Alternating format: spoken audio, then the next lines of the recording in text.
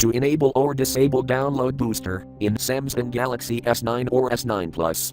Open Connections Settings. From a home screen, swipe up or down from the center of the display to access the app's screen.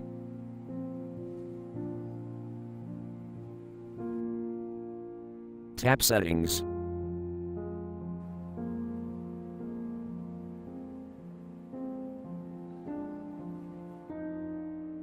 Tap Connections.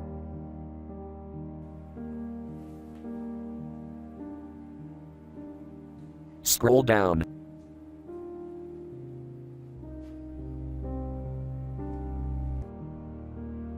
Tap More Connection Settings.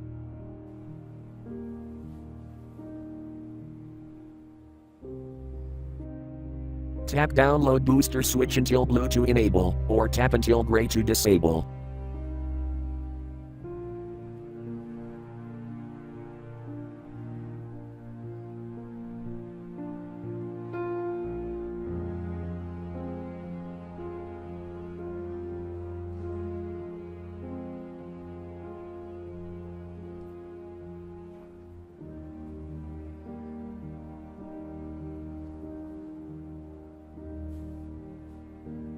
Thank you for watching. Have a nice day.